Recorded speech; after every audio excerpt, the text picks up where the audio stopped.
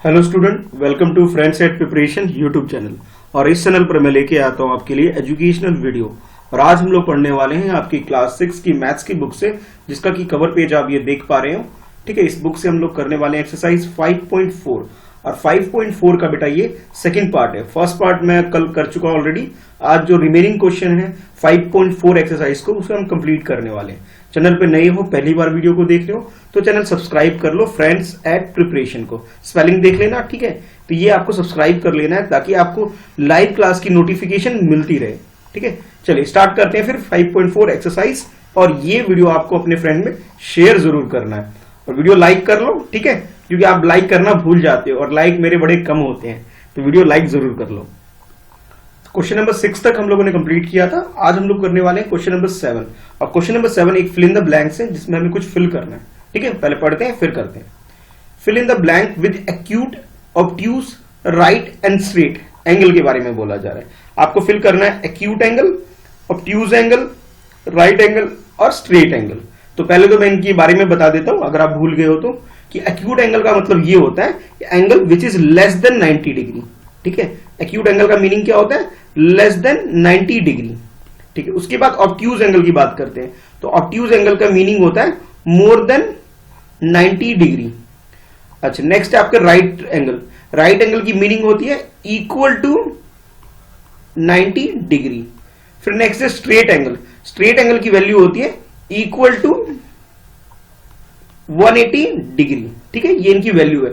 जब भी आपसे एक्यूट एंगल की बात की जाएगी तो लेस देन 90 डिग्री है, और जब भी आपसे ऑब्ट्यूज एंगल की बात की जाएगी तो वो मोर देन 90 डिग्री। और ध्यान रहे, इसकी जो लिमिट होती है वो 90 डिग्री से बड़ी होती है। मैं एंगल को ये यूज कर लेता हूं, एक सिंबल यूज करता हूं थीटा। ठीक है, एंगल का मतलब मैं थीटा यूज कर रहा हूं, और ये 180 से स्मॉल होती है। ये मैं बात कर रहा हूं किसकी? ऑब्ट्यूज एंगल की। और उसके बाद स्ट्रेट एंगल की अगर हम बात करें तो वो इक्वल टू 180 डिग्री होती है। अगर मैं राइट एंगल की बात करूं तो वो होता है 90 डिग्री के इक्वल। ठीक है, ये तो बेसिक चीजें थी। चलो अब क्वेश्चन को देख लेते हैं। तो इसमें जो फर्स्ट पार्ट है, ए पार्ट, इसमें आपसे बोला जा रहा है angle who measure is less than that right angle. एक एंगल की बात की जा रही है जो कि राइट एंगल से लेस देन होगी। ये देखो, हुज मेजर, यानी कि जिसका जो मेजरमेंट होगा वो लेस देन 90 डिग्री होगा। राइट एंगल की मीनिंग क्या होती है? 90 डिग्री से लेस होती है। तो आप यहां पे क्या लिख सकते हो? एक्यूट एंगल लिख सकते हो। ठीक है, कुछ इस तरह लिखोगे। देखो, तो अपने आंसर क्या लिखना है यहाँ पे? एक्यूट एंगल लिखोगे। क्यों? क्योंकि ये बोला गया आपसे कि 90 डिग्री से लेस देन है। ठीक है, उसके बाद जो नेक्स्ट बी पार्ट है, बी पार्ट में आपसे बोला जा रहा है an angle who is measure is greater than right angle. Right angle से ग्रेटर है। देखो, ग्रेटर का मतलब जो मोर देन है राइट एंगल से, तो उसे हम क्या बोलते हैं? उसे हम बोलते हैं ऑब्ट्यूज एंगल। तो आंसर जो लिखोगे कुछ इस तरह से लिखोगे, ऑब्ट्यूज एंगल। देखो, मैंने ये यहां पे लिख दिया ऑब्ट्यूज एंगल। अच्छा, और ऑब्ट्यूज एंगल की वैल्यू जो होती है वो 90 से ग्रेटर होती है बट लेस देन 180। मैं एक बार दोबारा लिख रहा हूं ताकि आपको क्लियर हो जाए कि इसकी वैल्यू क्या होती है। मोर देन 90 डिग्री होती है। ठीक है, more than 90 degree but less than 180 degree. ठीक है, ये भी ध्यान रखना। ये देखो यहां लिखा है बट लेस देन 180 डिग्री। 90 से ज्यादा है पर 180 से कम होनी चाहिए। ये इसकी कंडीशन है ऑब्ट्यूज एंगल की। उसके बाद जो नेक्स्ट है आपका सी पार्ट है। तो सी पार्ट में आपसे जो बोला जा रहा है कुछ इस तरह से है। देखो, an angle whose measure is sum of measure two right angle. ये बोला जा रहा है जो अब जो नेक्स्ट एंगल होगा वो टू राइट एंगल के इक्वल होगा। तो वन राइट एंगल के इक्वल क्या होता है? वन राइट एंगल का मतलब होता है 90 डिग्री, और टू राइट एंगल का मीनिंग ये हुआ कि अब 90 डिग्री प्लस 90 डिग्री दोनों को प्लस कर लो। जब प्लस करोगे तो वो क्या आता है? वो आता है 180 आता है। तो 180 को हम क्या बोलते हैं? ये मैंने बोला ना, 180 इक्वल टू 180 डिग्री। ये होता है स्ट्रेट एंगल। ठीक है, टू राइट एंगल को अगर हम प्लस कर देंगे तो जो हमारा आंसर आएगा वो आएगा स्ट्रेट एंगल। तो आंसर लिखोगे स्ट्रेट एंगल। ठीक है, तो सी का जो आंसर आपका हो जाएगा, फिल करना जो है आपको, वो स्ट्रेट एंगल है। कैसे निकाला आपने? 90 प्लस 90 करके। अभी सोच रहे हो सर ये 90 कहां से आया? तो भी राइट एंगल की जो वैल्यू होती है वो 90 डिग्री होती है, और यहां आपको बोला कि टू राइट एंगल की वैल्यू को आप ऐड कर लो, सम कर लो उसे।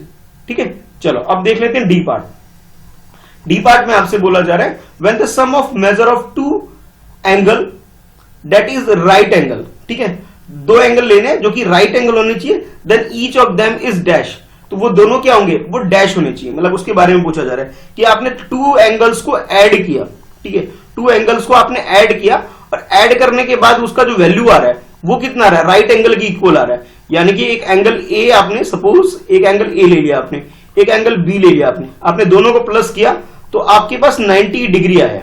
ठीक है, तो 90 डिग्री आया। अब आपसे ये पूछा जा रहा है एंगल ए और एंगल बी जो है ये क्या होगा। भाई 90 डिग्री आया तो यानी कि वो दोनों एंगल क्या है, 90 से कम होंगे। मैं रिपीट कर रहा हूं, दो एंगल है, एंगल ए, ठीक है, फर्स्ट एंगल मैंने मान लिया एंगल ए, सेकंड एंगल मैंने सपोज कर लिया अपनी तरफ से एंगल बी है।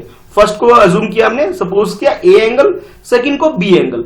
दोनों को जब प्लस करेंगे तो क्या आ रहा है, राइट एंगल के इक्वल आ रहा है। इट मींस वो 90 डिग्री के इक्वल आ रहा है। और जब भी 90 डिग्री का इक्वल आता है तो वो राइट एंगल होता है। अच्छा, 90 डिग्री से इक्वल आ रहा है, इसका मतलब ये दोनों क्या है, 90 डिग्री से कम होंगे। ठीक है, तो जब 90 डिग्री से कम होता है उसे हम लोग क्या बोलते हैं, उसे हम बोलते हैं एक्यूट एंगल।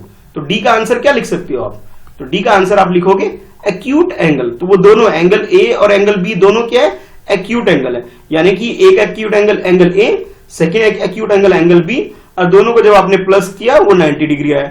तो जब 90 डिग्री आया तब उसे हम लोग क्या बोल देते हैं, उसे हम बोल देते हैं राइट एंगल बोल देते हैं। ठीक है, जब आपने दो एंगल को प्लस कर लिया, एंगल वन यानी एंगल फर्स्ट क्या है आपके पास, एंगल ए, एंगल सेकंड आपके पास क्या है, एंगल बी, दोनों को प्लस किया तो आपके पास क्या आ गया, राइट एंगल आ गया। ठीक है, चलो अब देख लेते हैं ई पार्ट, ये लास्ट पार्ट है इस क्वेश्चन का। ठीक है, ई पार्ट को और देख लेते हैं। ई पार्ट में आपसे बोला जा रहा है when the sum of measure of two angle is that the straight angle. अच्छा, टू एंगल की बात की जा रही है और वो क्या है, स्ट्रेट एंगल है वो। And if one of them is acute angle, और उनमें से एक तो एक्यूट एंगल है जिसकी वैल्यू 90 से कम है, लेस देन 90 डिग्री है। ठीक है, 90 से लेस है एक की वैल्यू। ठीक है, तो सेकंड के बारे में आपसे पूछा जा रहा है। तो पहले तो आपको स्ट्रेट एंगल की वैल्यू पता होनी चाहिए। तो स्ट्रेट एंगल की जो वैल्यू होती है बेटा वो होती है 180 डिग्री।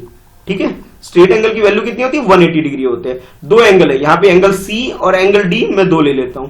एक एंगल आपसे सी के बारे में बोला जा रहा है, ये तो भाई एक्यूट एंगल है। एक्यूट एंगल का मतलब है ये 90 डिग्री से कम है। तो भाई नेक्स्ट जो डी एंगल होगा वो 90 से ज्यादा होना चाहिए, जब भी जाके हमारा 180 आंसर आएगा। तो आंसर में क्या लिखूंगा यहाँ पे, ऑब्ट्यूज एंगल, यानी कि एंगल सी अगर हमारा एक्यूट एंगल है तो एंगल डी ऑब्ट्यूज एंगल होना चाहिए। ठीक है, तब जाकर के हम बोल सकते हैं। तो ठीक है, फिर इसमें आंसर क्या हो जाएगा आपका, ऑब्ट्यूज एंगल हो जाएगा। चलो अब देखते हैं नेक्स्ट क्वेश्चन।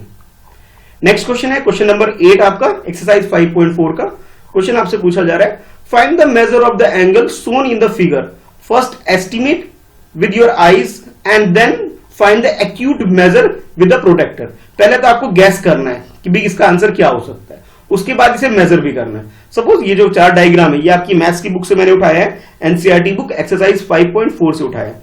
ये फर्स्ट एंगल है, ठीक है, ये जो यहां दिख रहा है, इसे मैंने सेकंड एंगल अज्यूम कर लिया, इसे मैंने थर्ड कर लिया, और ये जो एंगल है बेटा ये फोर्थ है।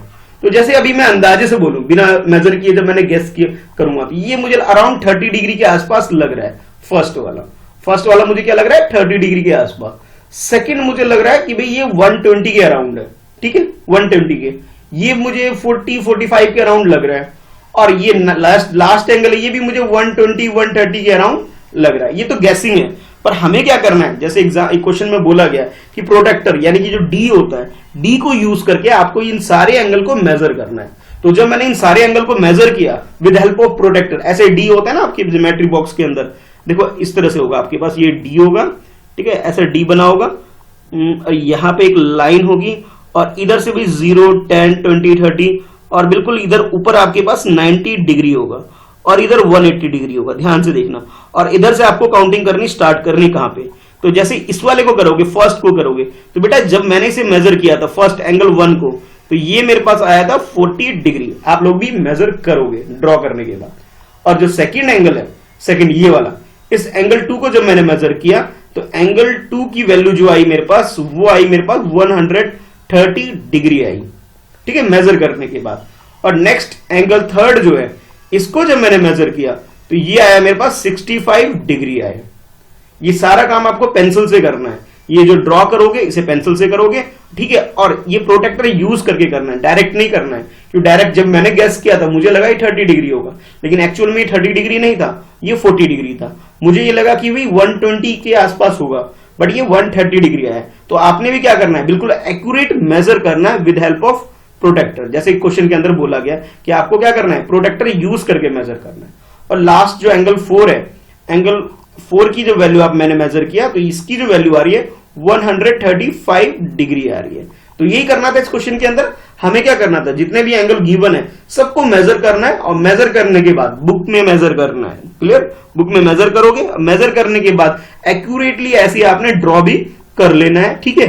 और अपना आंसर कुछ इस तरह लिखोगे, लिखोगे सॉल्यूशन और आंसर लिखोगे, the measure of the angle shown in the above figure are 40 degree, 130 degree, 65 degree and 135 degree. या फिर आप इस तरह भी लिख सकते हो कि एंगल 1, एक मिनट, हाँ आप लिख सकते हो angle 1 equal to 40 degree, angle 2 equal to 130 degree, ठीक है। और ये जो आपके पास जो एंगल 3 है, एंगल 3 की वैल्यू 65 डिग्री, और एंगल 4 की वैल्यू आपके पास आया 135 डिग्री।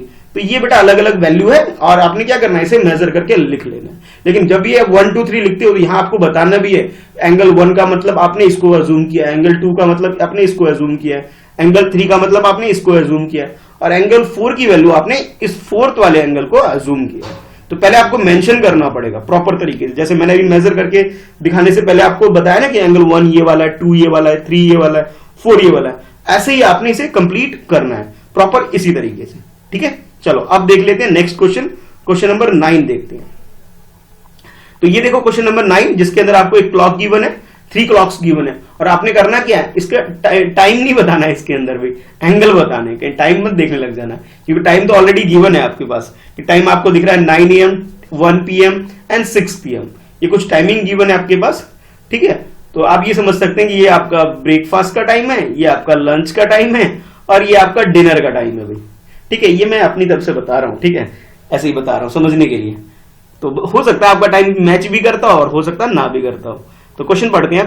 तो क्वेश्चन आपके लिए इस तरह से, find the angle measure between the hands of clock. Clock के जो हैंड है उसके अकॉर्डिंग हमें आंसर करना है। देखो 3 हैंड है, लेकिन आपने यूज जो करना है वो आप करोगे, एक तो आर एंड यूज करोगे, ठीक है, आर एंड यूज करोगे, और सेकंड आप यूज करोगे मिनट, ठीक है। सेकंड्स वाला यूज मत करना, इन दोनों को करना। तो सबसे पहले 9 AM बोला है, तो 9 AM को जब मेजर करोगे, अच्छा एक बात और मैं बताऊंगा बेटा, क्वेश्चन को सॉल्व करने से पहले एक हिंट बता रहा हूं, ये हिंट लिख लो ध्यान से, ठीक है। ये हिंट है, बार बार कुछ इस तरह की हिंट बताता हूं, उसे लिख लिया करो। जब भी घड़ी के अंदर जैसे क्लॉक बना हुआ है, क्लॉक के अंदर 1 नंबर से सेकंड नंबर पर जब हम शिफ्ट करते हैं, ये जो एंगल होता है ये 30 डिग्री का होता है, ठीक है। मैं दोबारा बोल रहा हूं, किसी भी 1 नंबर से सेकंड नंबर की तरफ शिफ्ट करते हैं, यानी कि 12 से लेकर के 1 तक का जो एंगल होगा वो 30 डिग्री का होगा। 12 से लेकर 2 तक की बात करें तो 60 डिग्री का होगा, 3 तक की बात करें तो 90 डिग्री का होगा, यानी कि 1 घंटे का मतलब है। तो हिंट ये है आपके लिए कि 1 घंटे में, यानी कि 1 आवर के अंदर जो मिनट आर्म है बेटा, वो जो घड़ी के अंदर जो आर्म्स होती हैं, सुइयां होती है, वो 30 डिग्री बनाती है। ये आपको याद रखना है, ये मैंने आपको एक हिंट दे दिया, ठीक है। अब आओ क्वेश्चन करते हैं। क्वेश्चन के अंदर बोला जा रहा है, find the angle measure between the hand of a clock in each figure. सारे फिगर में आपको आइडेंटिफाई करना है कि भी एंगल कितना होगा। तो आपने क्या करना है, क्लॉक को ड्रॉ करना है, जिसमें फर्स्ट क्लॉक जो ड्रॉ करोगे वो 9 AM, सेकंड क्लॉक जो ड्रॉ करोगे आप, ये सेकंड वाला, ये 2 PM, और थर्ड वाला जो ड्रॉ करोगे ये 6 PM। ये 3 डिफरेंट क्लॉक आपने ड्रॉ करना है, और जो टाइम आपको बोला गया है उसके अकॉर्डिंग ही ड्रॉ करना है। जैसे फर्स्ट में 9 AM, तो 9 AM के अंदर ये क्या बन रहा है, ये राइट एंगल बन रहा है, यानी कि 39 से स्टार्ट करके 10 पे गए 1 आवर, फिर 10 से 11 2 आवर, और 11 से 12 3 आवर। ये क्या हो रहा है, 3 आवर। 3 आवर का मतलब ये हुआ 3 मल्टीप्लाई बाई, सिंपली मैं अगर समझाऊं आपको, 3 मल्टीप्लाई बाई 30 हो गया, तो ये कितना है, 90 डिग्री आ गया, ठीक है। अब ये देखो 12 से 1, ठीक है, यानी कि ये क्या है, 1 आवर है। 1 आवर का मतलब क्या हुआ, 30 मल्टीप्लाई बाई 1 बोल सकता हूं मैं, तो ये आपके पास क्या आएगा, 30 डिग्री आ गया। और अच्छा थर्ड वाला जो है 6, तो 6 में क्या, मैं 12 से स्टार्ट करता हूं, 1 hour, 2 hour, 3 hour, 4 hour, 5 hour, 6 hour, total कितने हुए, 6 आवर हो गए। तो 6 आवर का मतलब हुआ कि 30 को मल्टीप्लाई किससे करोगे, 6 से करोगे, तो ये आपके पास आ जाएगा 180 डिग्री आ जाएगा। तो फर्स्ट वाले में 30 को 3 से मल्टीप्लाई किया मैंने, कि 9 के और 12 के बीच में 3 आवर है, इसलिए 3 से मल्टीप्लाई किया और 90 डिग्री आ गया। सेकंड में 12 और 1 के बीच में 1 आ रहा है, तो इसका मतलब 1 से मल्टीप्लाई करूंगा 30 को, तो वो मेरे पास आ गया 30 डिग्री। और लास्ट में आपके पास 12 और 6 के बीच में 6 आ रहा है, तो मैंने इसे 6 से मल्टीप्लाई किया 30 को, तो ये कितना आया 180 डिग्री आया। तो आप आंसर लिख सकते हो कुछ इस तरह से, the angle measure between the hands of a clock are 90 degree, 30 degree and 180 degree. First में कितना है, फर्स्ट में आपके पास 90 डिग्री आया, सेकंड में आपके पास 30 डिग्री आया और थर्ड में आपके पास 180 डिग्री आया। चाहो तो आप यहां भी लिख सकते हो छोटा सा, ये यहां मैंने लिख दिया 90 डिग्री और यहां पे जो बन के आ रहा है ये आ रहा है आपके पास 30 डिग्री और ये जो बन के आपके पास आ रहा है ये आ रहा है आपके पास 180 डिग्री आ रहा है। तो इस तरह से आपको ये क्वेश्चन सॉल्व कर लेना है, ठीक है। ये तो रहा क्वेश्चन नंबर 9 की बात। चलो अब करते हैं नेक्स्ट क्वेश्चन, क्वेश्चन नंबर 10 करते हैं और 10 में क्या बोला जा रहा है उसको समझते हैं। तो क्वेश्चन नंबर 10 में आपसे बोला जा रहा है इन्वेस्टिगेट करना है, यानी कि आपको चेक करना है। इसके अंदर क्या चेक करना है, चलो पढ़ते हैं। In the given figure the angle major 30 degree, ये जो फिगर है आपके पास इसके अंदर ये बोला जा रहा है ये जो एंगल है ये कितना है 30 डिग्री है आपके पास। Okay, look at the same figure through the magnifying glass.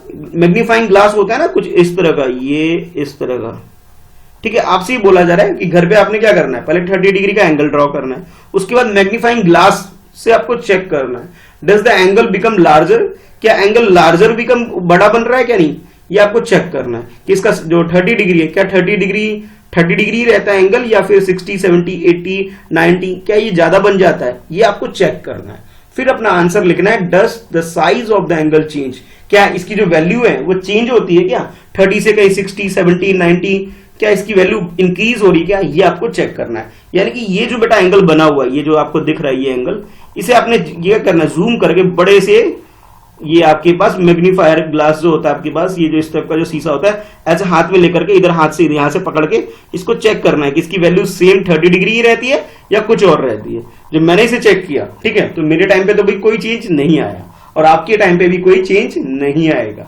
क्योंकि एंगल की जो वैल्यू आप नॉर्मल देखोगे या फिर मैग्नीफाइंग ग्लास लेके देखोगे, दोनों में कोई चेंजेस नहीं आता है, ठीक है, यानी कि नो चेंज रहता है, कोई चेंज नहीं होता है। तो सोल्यूशन जो आप लिखोगे कुछ इस तरह से, the measure of A angle will not change, the measurement या फिर measure of A angle will not change, इसमें कोई चेंजेस नहीं आएंगे, ठीक है। तो आप लिख सकते हो आंसर, सोल्यूशन लिखो, पहले डायग्राम ड्रॉ करोगे, ये मैग्नीफाइंग ग्लास भी ड्रॉ कर सकते हो। The measure of an angle will not change bye viewing through the magnifying glass, magnifying glass के को यूज करके भी अगर आप चेक करोगे तो इसके अंदर कोई चेंजेस नहीं आएगा। इट मींस ये क्या, नो चेंज, कोई भी चेंज नहीं आ रहा है इसके अंदर, ठीक है। तो ये आप लिख सकते हो। तो आपने क्या करना है, यहाँ पे ये नो चेंज जैसा है, ई थोड़ा सा जगह कम पड़ रहा है मेरे पास, ये यहाँ पे ई और आएगा बेटा, ठीक है।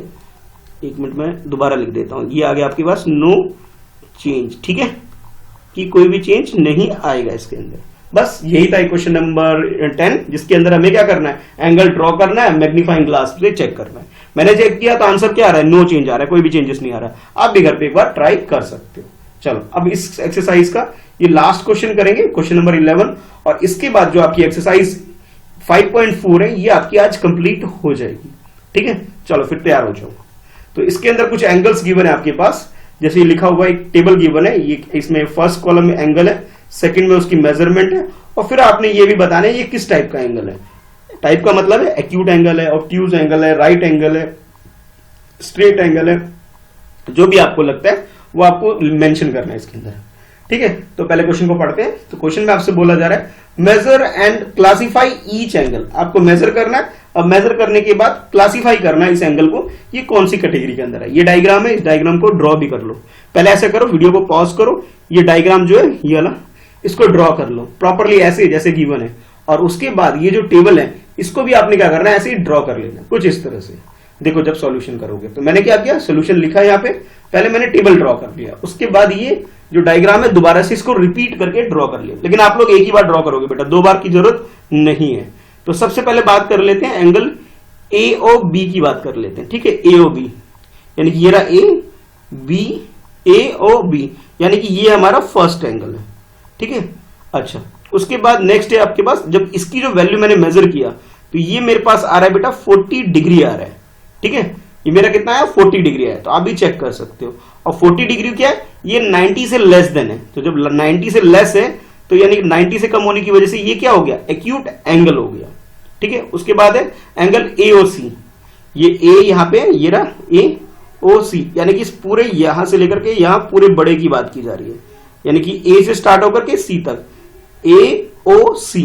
तो ये जो बेटा ये आपको क्लियर दिख रहा होगा कि ये 90 से ज्यादा है।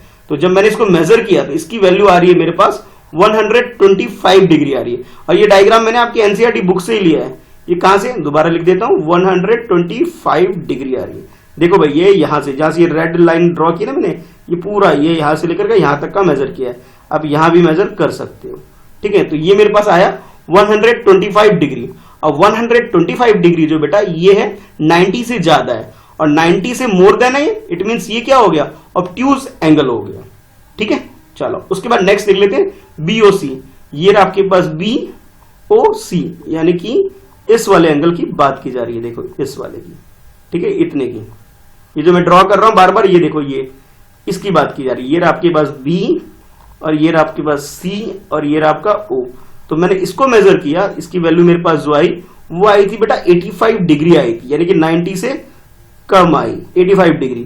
तो 85 डिग्री क्या है हमारे पास, एक्यूट एंगल हो जाएगा। रीजन क्या है, लेस देन 90 डिग्री। 90 डिग्री से जो कम होता है उसे हम एक्यूट एंगल बोलते हैं, इस वजह से ऐसा हो रहा है।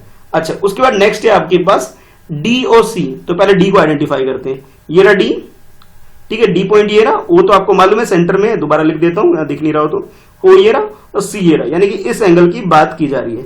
ठीक है, जब इस एंगल को मैंने मेजर किया डीओसी को, तो डीओसी की जो वैल्यू आई मेरे पास, डीओसी की वो आई 95 आई मेरे पास। और 95 क्या होता है, 95 होता है 90 से ज्यादा हो गया। तो ये हो गया बेटा ऑब्ट्यूज एंगल हो गया। ठीक है, यानी कि एंगल जो भी 95 डिग्री आ रही है आपके पास, ठीक है, ये क्या हो जाएगा, 90 से ज्यादा है, ज्यादा होने की वजह से मैं इसे ऑब्ट्यूज एंगल बोल सकता हूं। ठीक है, ये समझाने के लिए लिखा है मैंने, यहाँ पे बॉक्स में लिखने की जरूरत नहीं है आपको, बस समझने के लिए। हाँ, डायग्राम में आप जरूर लिखेंगे। ठीक है, डायग्राम में पेंसिल से लिखना ज्यादा क्लियर दिखेगा। अब मैंने रेड पेन यूज किया तो हो सकता है ज्यादा क्लियर ना हो, ये समझाने के लिए यूज करता हूं मैं आपको। अच्छा, नेक्स्ट है आपके पास डीओए। पहले डी को देख लेते हैं। ये रहा डी, ओ ये रहा, ए ये रहा, यानी कि इस पूरे एंगल की बात की जा रही है, यहां से लेके यहां तक। ठीक है, इस पूरे एंगल की बात की जा रही है। जब मैंने इस वाले एंगल को मेजर किया बेटा, ठीक है, तो ये मेरे पास कितना आया, ये आ गया मेरे पास 140 डिग्री आया। और ये 140 जो है 90 से ज्यादा है ये भी, और 90 से ज्यादा होने की वजह से मैं इसे बोल सकता हूं ये क्या है, हमारा ऑब्ट्यूज एंगल हो गया। रीजन क्या है, मोर देन 90 है, मोर देन 90 है, इट मींस ये क्या हो गया, ये हो गया भाई हमारा ऑब्ट्यूज एंगल हो गया।